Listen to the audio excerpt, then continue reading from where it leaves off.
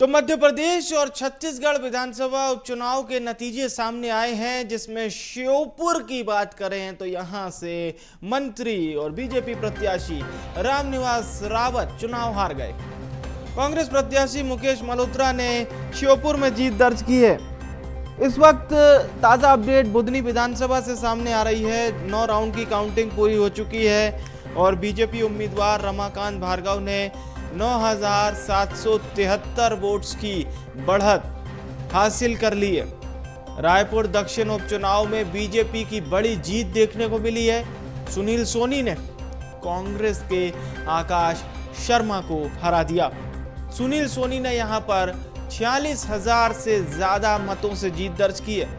यानी आप समझ सकते हैं कि रायपुर दक्षिण एज इट इज बीजेपी ने अपने पास ही रखा, पर एक बड़ा उलटफेर मध्य प्रदेश की विजयपुर विधानसभा में हुआ, जहां से 6 बार के कांग्रेस विधायक रामनिवास रावत को भारतीय जनता पार्टी में आने के बाद हार का मुंह देखना पड़ा।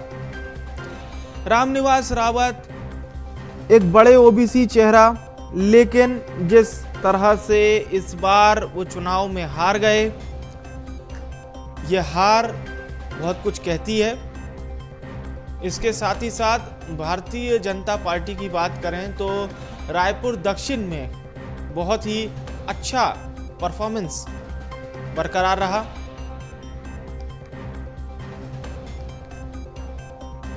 और हमारे साथ इस वक्त 2 खास मेहमान फोन लाइन पर जुड़ रहे हैं। कांग्रेस पार्टी के प्रदेश प्रवक्ता हैं आनंद जाट जी हमारे साथ जुड़ रहे हैं और प्रियंका दुबे जी हमारे साथ जुड़ रही हैं, भारतीय जनता पार्टी की प्रदेश प्रवक्ता। आप दोनों का स्वागत है। शुरुआत करते हैं आनंद जी आपसे। एक बड़ी उम्मीद थी भारतीय जनता पार्टी को विजयपुर में विजय की, लेकिन वहां तो ऐसा लग रहा है जैसे कि कांग्रेस पार्टी जो पहले से मान के चल रही थी लगभग वैसा ही रिजल्ट आया है। जी आनंद जी तक आवाज पहुंच रही है? हाँ बताइए। आनंद जी, पहले तो बधाई आपको, आपकी पार्टी को विजयपुर में जीत की। जी। और सबसे मेन बात, मुख्य बात यह कि जो पहले दिन से आप लोग कह रहे थे कि विजयपुर में रामनिवास रावत नहीं कांग्रेस जीतेगी, तो कांग्रेस जीत गई है। देखिए क्या है, बहुत स्पष्ट तौर पर विजयपुर के मतदाताओं की जीत है ये। विजयपुर में जो कांग्रेस के कार्यकर्ता लगातार जो है वो राजनीतिक बदले की भावना की कार्यवाही से जो संघर्ष कर रहे थे, उन लोगों की जीत है। मध्य प्रदेश में भाजपा ने जिस प्रकार से धनबल, बाहुबल, सत्ता बल सबका प्रयोग किया था, ये उस सब की हार है।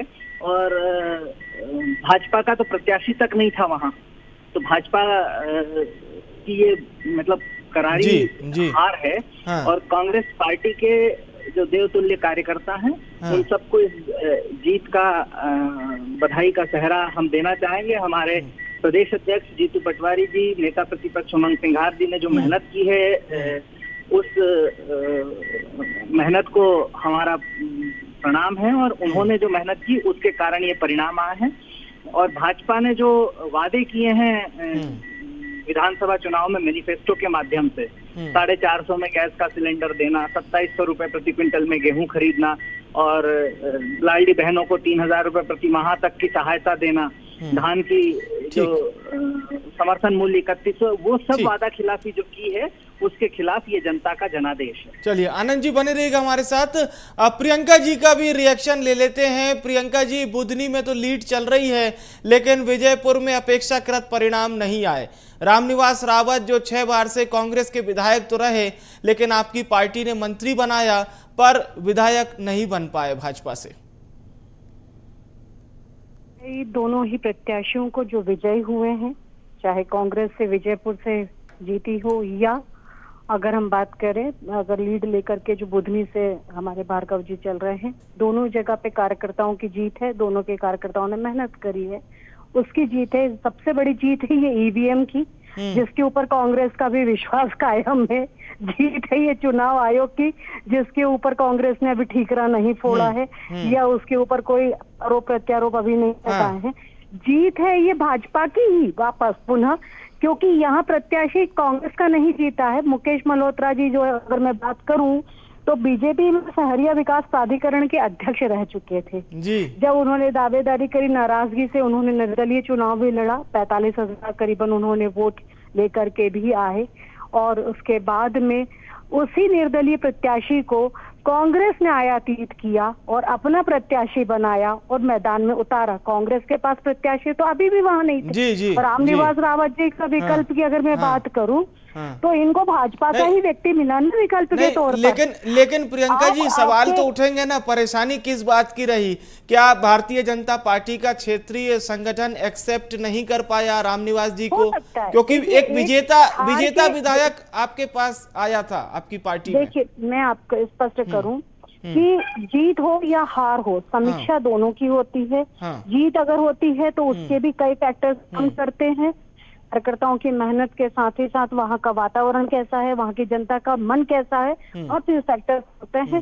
तो उनमें से किस सेक्टर को हम छू पाए, किससे हम अनछूते रह गए, किसमें हम लोगों को भ्रमित, मतलब ये कह सकते हैं ये लोग भ्रमित कर पाए, विभाजन कर पाए, या जो हम कह सकते हैं ना इन्होंने फूट डालने की जो राजनीति चली थी, विघटनकारी जो तत्व इनके एक्टिव रहे, उन्होंने वहां पे वही चीज को उपयोग किया और कारगर सिद्ध भी हुए।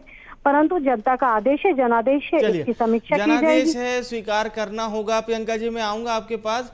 भोपाल से हमारे वरिष्ठ सहयोगी मनोज राठौर जी भी हमारे साथ जुड़ रहे हैं। मनोज जी, मैं आपके पास भी आऊंगा।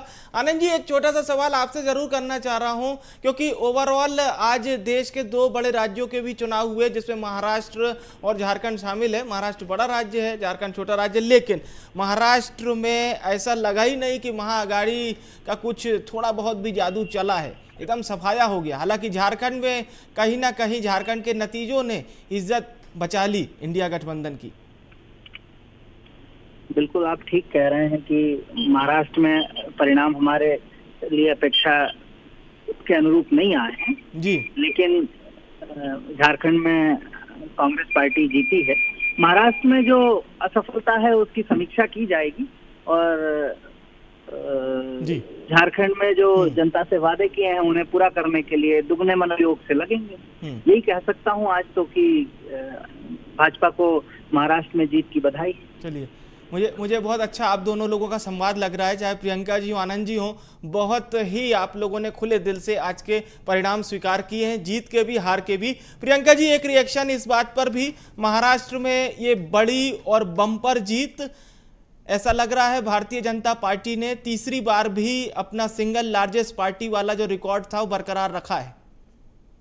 जी, निश्चित तौर पे अगर हम बात करें इकोनॉमिक कैपिटल के हिसाब से, अगर हम बात करें महाराष्ट्र में मुंबई को देखा जाता रहा है। महाराष्ट्र अगर हमारी आर्थिक राजधानी के तौर पे भी माना जाता रहा, तो वहां पर जरूरी था।